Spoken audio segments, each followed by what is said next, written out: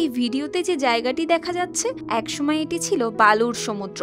প্রবল বাতাসে ছুটে যেত ধূলিঝড়, ধ্বংস করত চারপাশের জমি, গ্রাম আর জনপদ। কিন্তু আজ সেই একই বালুর রাজ্য বদলে যাচ্ছে নবায়নযোগ্য জ্বালানির বিশাল ঘাঁটিতে।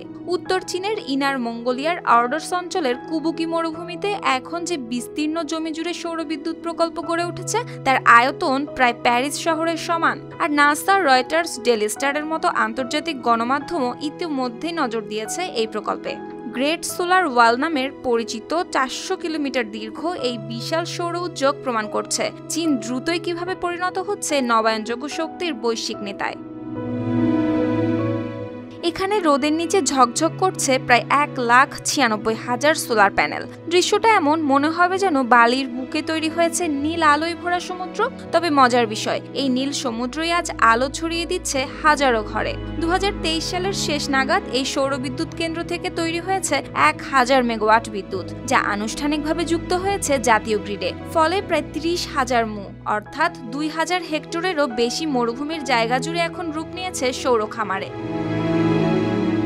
এটি orders central Northern new energy base প্রকল্পের প্রথম ধাপ। পুরো প্রকল্প শেষ হলে এখানে থাকবে 8000 মেগাওয়াট সৌরবিদ্যুৎ, 4000 মেগাওয়াট বায়ুশক্তি আর 4000 মেগাওয়াট সহায়ক কয়লা শক্তি। বছরে এখান থেকে প্রায় 40 বিলিয়ন কিলোওয়াট ঘন্টা বিদ্যুৎ উৎপাদিত হবে, যা পৌঁছে যাবে বেইজিং, তিয়ানজিন বা হুবেইয়ের মতো বড় শিল্পাঞ্চলে।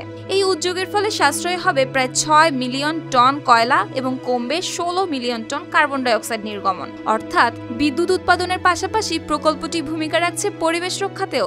বিদ্যুৎ আর পরিবেশের পাশাপাশি বদলে যাচ্ছে স্থানীয় মানুষের জীবনও। সোলার প্যানেলের নিচে জন্মানো গাছপালা থামাচ্ছে বালির স্রোত আর দিচ্ছে নতুন কাজের সুযোগও। কৃষকেরা এখানে চারা গাছের যত্ন আর সেচ ব্যবস্থার মাধ্যমেই পাচ্ছেন অর্থ।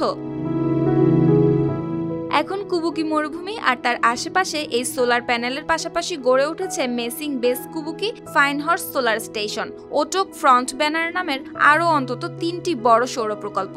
এই প্রকল্পগুলো পুরোপুরি চালু হলে বছরে যে বিদ্যুৎ তৈরি হবে তা বাংলাদেশের মোট বার্ষিক বিদ্যুতের প্রায় 1/4 সমান। আর কার্বন কমানোর দিক থেকে এটি ঢাকা শহরের বার্ষিক নির্গমনের কয়েক গুণ বেশি।